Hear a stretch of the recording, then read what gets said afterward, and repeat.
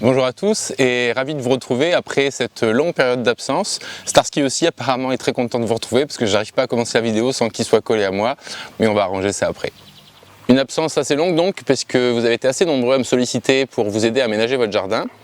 Donc entre les activités de coaching, l'entretien du jardin et au printemps, il y a beaucoup de choses à faire, d'autant plus que cette année j'ouvre le jardin pour l'événement national Les Rendez-vous au Jardin. Donc si vous êtes dans les Pyrénées-Atlantiques, n'hésitez pas à passer.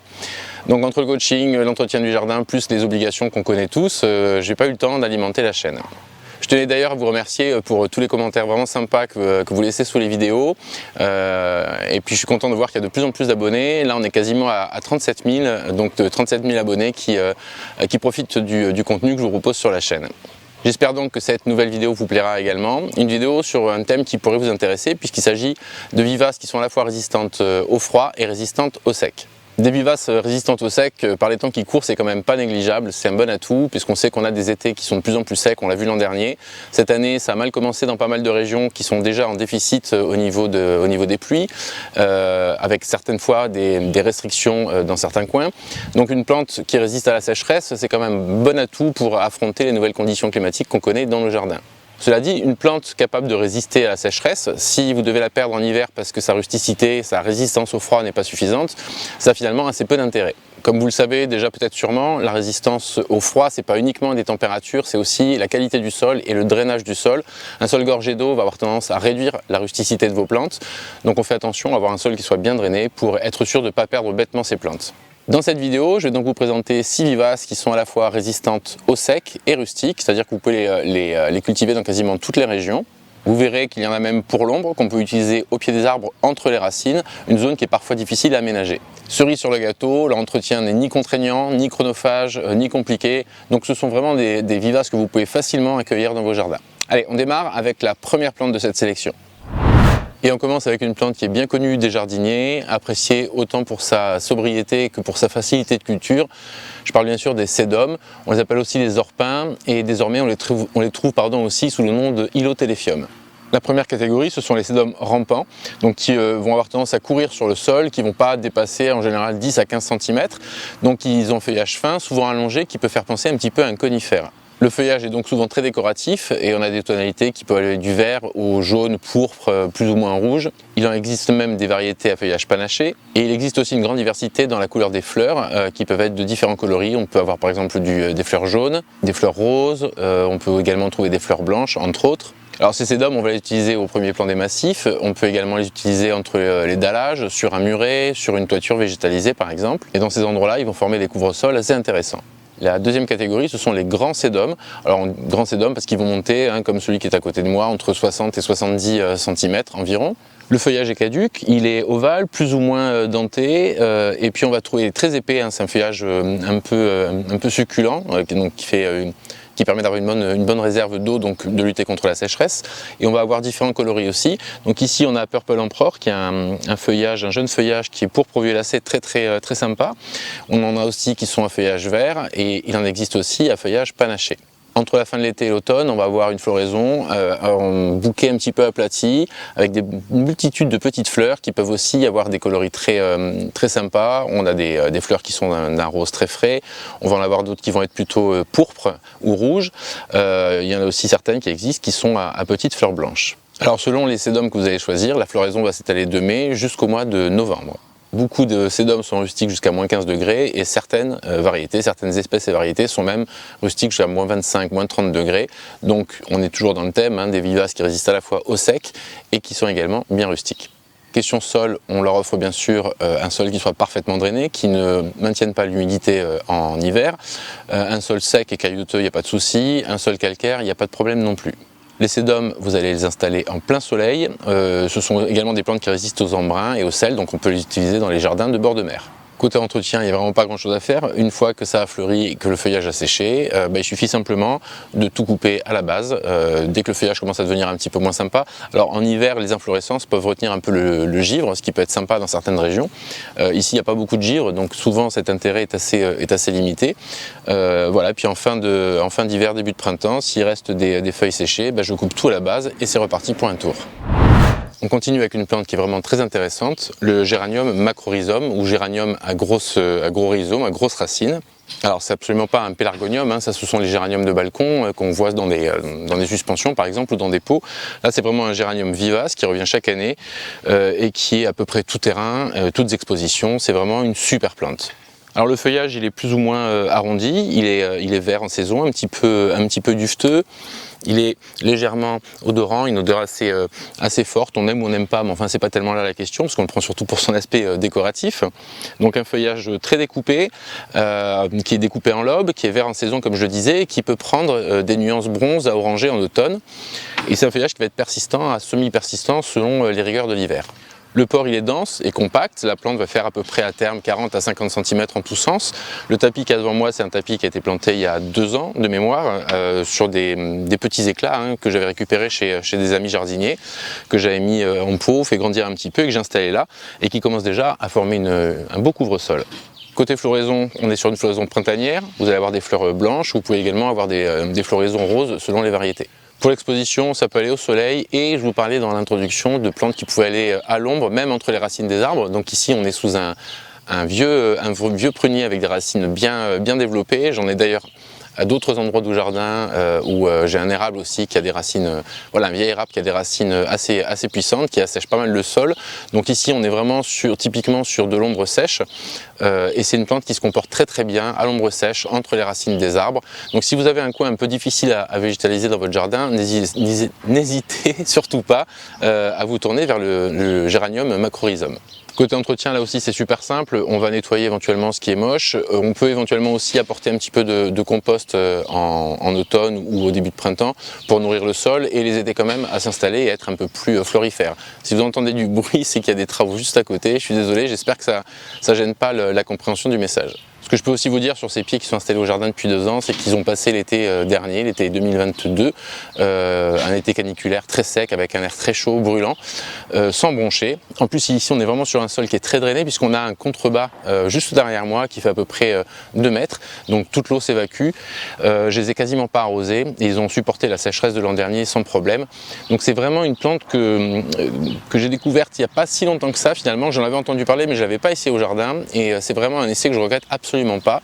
On me l'avait conseillé, j'ai un peu tardé à m'y mettre parce qu'on ne peut pas essayer toutes les plantes tout le temps dans son jardin, mais celle-là vous pouvez vraiment y aller sans souci, le géranium à grosses racines.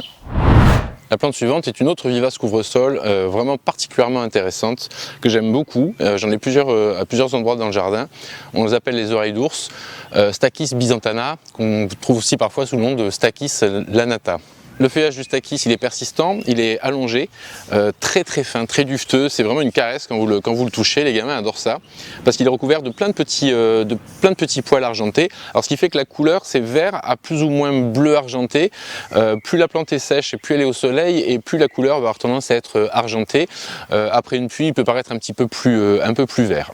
La floraison elle intervient au printemps, donc bientôt là on va arriver, on est quasiment fin mai et on commence à voir ici des hampes qui se développent. Alors on a des longues tiges qui sont elles aussi dufteuses et le long de ces tiges on va avoir des petits bouquets de fleurs roses qui sont pas inintéressantes mais qui ont tendance à parfois à faire coucher un petit peu la plante, donc certains, et j'en fais partie, aiment bien aussi à certains endroits du jardin, comme ici c'est un grand tapis, couper en fait les hampes avant qu'elles ne fleurissent pour vraiment garder l'aspect couvre-sol et pas avoir cette espèce ces tiges qui ont tendance à se coucher un petit peu dans tous les sens, mais vous pouvez aussi conserver cette floraison rose qui bien sûr n'est pas sans attrait. Si vous ne coupez pas, la plante fait environ 10, 15, 20 cm grand maximum et par contre quand elle est en fleur elle peut monter facilement à 60-70 cm. Donc c'est pareil, si vous avez les plantes derrière, ça peut être une bonne idée de couper les hampes florales de façon à ne pas boucher la vue et à pouvoir admirer ce que vous avez planté en arrière-plan. C'est une plante qui va avoir tendance à s'étaler assez facilement, à courir, hein, donc ces tiges courent sur le sol, sans racines, et puis elle prend de plus en plus d'espace. Ici j'ai dû planter, je sais pas, 3 à 5 pieds peut-être, espacés d'une trentaine de centimètres, et petit à petit ça gagne beaucoup d'espace. Bon, en revanche c'est une plante qui s'arrache très facilement, et qui même d'ailleurs si vous arrachez, vous pouvez remettre des plants ailleurs au jardin. Donc elle s'étale bien, mais elle s'arrache aussi facilement, donc elle se contrôle très facilement également. Et puis cette couverture est quand même très dense, ce qui fait que ça limite énormément l'apparition des indésirables. Alors je vous dis pas hein, que vous n'aurez pas de temps en temps une herbe qui sort ici et là, mais de façon générale c'est quand même bien pour étouffer les mauvaises herbes. Pour ce qui est de l'exposition, il lui faut de la lumière, il lui faut du soleil. J'en avais planté à un endroit qui s'était bien développé et puis il y avait une viorne qui poussait au-dessus et qui à terme a fait beaucoup d'ombre et la plante a petit à petit disparu et a commencé à s'étaler en périphérie pour aller chercher la lumière. Donc ici elle est autour d'un pommier d'ornement, Malus Everest, qui a un ombrage très léger, donc il y a quand même beaucoup de lumière. Le sud tape dessus quasiment toute la journée, donc voilà, elle a toutes les conditions pour bien pousser. À l'ombre, je vous le déconseille, elle risque facilement et assez rapidement de s'étioler. Pour ce qui est du sol, tout sol ordinaire, bien drainé, même pauvre, même calcaire, ça ne lui pose pas de soucis. Et puis pour l'entretien, là aussi c'est très limité, c'est-à-dire que vous allez couper les hampes avant qu'elles ne fleurissent si vous voulez garder un tapis bien dense. Vous pouvez sinon couper après la floraison. De temps en temps, il y a quelques petites feuilles à arracher, mais franchement, il n'y a vraiment pas beaucoup d'entretien. Le seul entretien que vous pouvez avoir, c'est que si la plante s'étale trop, c'est d'arracher en périphérie toutes les parties qui prennent un petit peu trop leurs aises. Mais bon, comme je vous le disais, l'enracinement est très, très superficiel, donc vous tirez dessus, en fait ça vient tout seul, il n'y a vraiment aucun souci. On a changé de massif pour la plante suivante, qui est une graminée cette fois-ci. Alors moi j'aime beaucoup les graminées, et parmi les graminées qui résistent particulièrement bien au sec, on a cette petite merveille, super légère, super vaporeuse.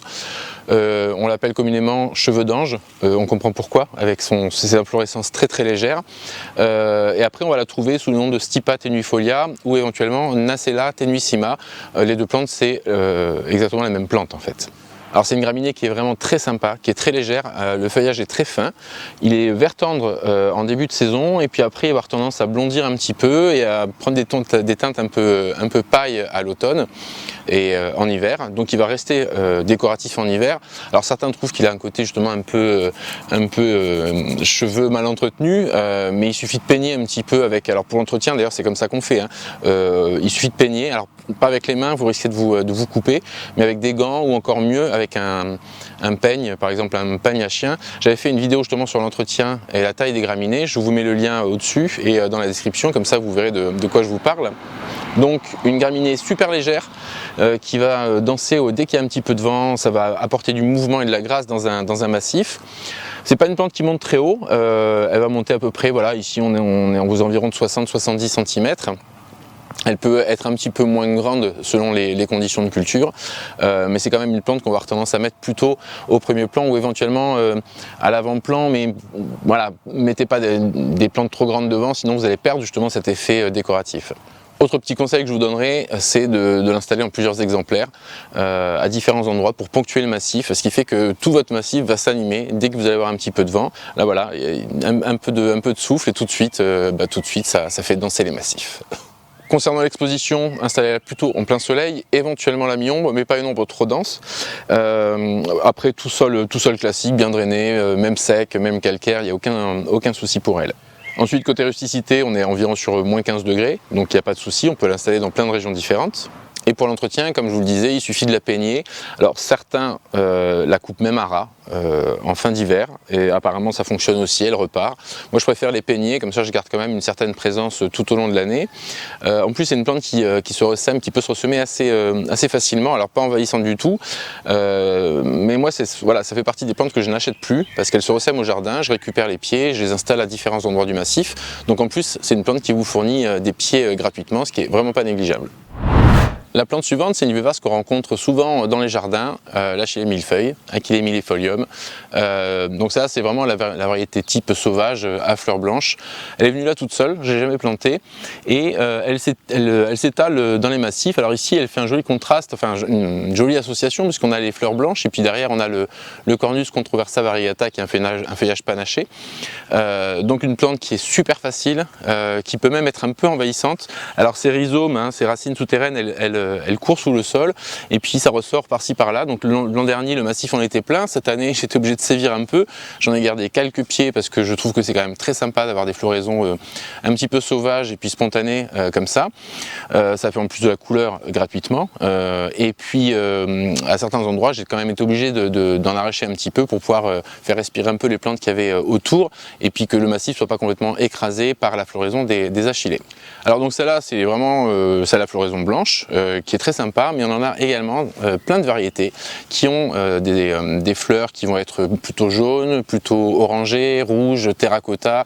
Il y a beaucoup de coloris différents aussi qui sont disponibles selon la variété que vous allez choisir. Toujours selon celle que vous allez choisir, vous allez avoir des plantes qui vont faire une vingtaine de centimètres et puis d'autres qui vont monter allègrement jusqu'à 1 mètre. Si la floraison est intéressante, le feuillage est également sympa parce que c'est un feuillage qui est très fin, qui peut faire penser un petit peu à, on va dire à une fougère si on veut, qui est très fin, très découpé, très léger, et qui n'est pas intéressant non plus, et qui rajoute justement au graphisme général de la plante. Alors c'est un feuillage qui va se montrer caduc à semi-persistant selon les espèces, et qui apporte une touche supplémentaire dans un massif. La floraison des achillées peut être très longue, ça va commencer maintenant, mai-juin, et puis ça peut s'étaler jusqu'à l'automne, en particulier si vous pensez à couper les hampes fleuries de façon à encourager la production de nouvelles fleurs. Ces fleurs elles sont portées plutôt au sommet des tiges, alors c'est pareil, c'est des petits bouquets de minuscules petites fleurs, un peu aplaties, mais qui sont très nombreuses, donc l'effet général c'est vraiment un effet de générosité et d'opulence. Pour l'exposition, on part encore sur du plein soleil, ça tombe bien puisqu'on cherche des plantes qui soient résistantes à la chaleur et au sec, et résistantes aussi au froid, on va y revenir. Donc plein soleil, tout sol ordinaire, même pauvre, même calcaire, ça lui pose absolument pas de soucis. Un sol plutôt léger, si possible. Et donc ce sont des plantes qui vont être rustiques jusqu'à -20, -25 degrés et qui vont avoir un entretien très limité également, puisqu'on va simplement couper les tiges défleuries comme je vous le disais tout à l'heure pour encourager la nouvelle floraison. Et puis on peut aussi au début du printemps couper les tiges d'un tiers au début du développement pour inciter la plante à se ramifier. Donc elle va être un petit peu plus trapue, elle va être moins haute, mais elle va être aussi plus fleurie. Et puis en fin d'hiver, on va couper tout ce qui est moche, tout ce qui est vraiment sec, quasiment à la base, et la plante va repartir de la même façon. Et je vous dis, sur ces plantes-là, ça va aussi avoir tendance à courir un petit peu, à s'étaler. Donc ça peut permettre également d'en récupérer pour en mettre dans d'autres massifs. Pour la dernière plante, je suis obligé de rentrer dans le massif et de m'accroupir parce que sinon je ne peux pas avec le cornus. C'est pour vous présenter une plante qui est originale et très graphique, la boule azurée Echinops retro. L'échinops a un feuillage qui est très découpé, qui peut sembler un peu piquant, mais qui est en fait pas spécialement piquant. Donc très découpé, vert tendre, c'est un feuillage caduc, donc la plante va complètement disparaître en hiver. Et puis au début du printemps, elle commence à développer des grandes tiges comme ça, avec toutes ces feuilles qui peuvent faire penser un petit peu à une feuille d'acanthe encore plus découpée. Et à terme, la plante va monter entre 80 cm et 2 mètres, donc c'est quand même une plante assez imposante. C'est pour ça que je ne peux pas la mettre à l'avant du massif, elle est plutôt à l'arrière-plan. Enfin ici, elle est devant le cornus, mais derrière les plantes de premier plan, forcément. La floraison elle intervient en été, vers le mois de juillet, et on a une multitude de boules.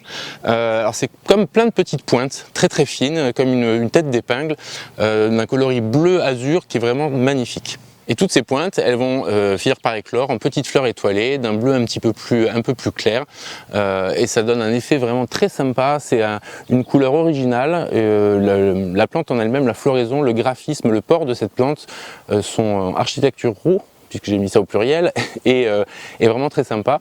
Ça change un petit peu des plantes qu'on peut voir habituellement dans certains jardins. Et puis même une fois qu'elles sont sèches, ces inflorescences, elles restent décoratives très longtemps, elles prennent des teintes un peu beige, mais elles continuent à porter de l'intérêt dans un massif. Pour le sol, alors ici j'ai un sol qui est plutôt riche, un sol plutôt acide, plutôt frais, mais on peut aussi très bien l'installer dans un sol qui soit un peu pauvre, sec, caillouteux, même calcaire, elle poussera aussi également bien dans ce type de substrat. C'est une plante qui est censée se ressemer. Ici, j'ai jamais trouvé de semis. Par contre, elle peut se diviser très facilement. Ce pied-là, je l'ai divisé. J'en ai mis à un autre endroit dans le massif, un petit peu plus loin, pour créer un rappel.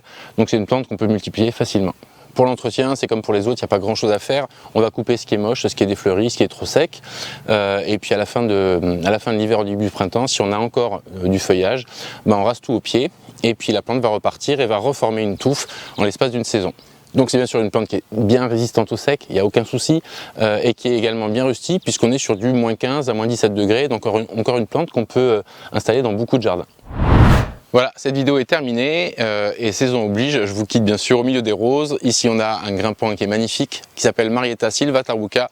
Derrière là-bas, à droite, on aperçoit Ghislaine de Féligonde. Donc le jardin en ce moment est opulent, c'est une très belle saison. Moins belle que l'automne, mais c'est quand même une belle saison. Si vous avez aimé la vidéo, vous likez, vous partagez, vous commentez, vous mettez éventuellement en commentaire des plantes que vous pourriez suggérer aussi, des plantes qui soient à la fois résistantes au sec et résistantes au froid. Je vous rappelle également que je vous propose un service de coaching si vous avez besoin d'un petit peu d'aide pour aménager un massif chez vous. N'hésitez pas à aller regarder le site Coaching Jardin Béarn pour avoir un petit peu plus d'informations. Et pour ma part, je vous dis à bientôt pour une prochaine vidéo et profitez bien du printemps. Ciao!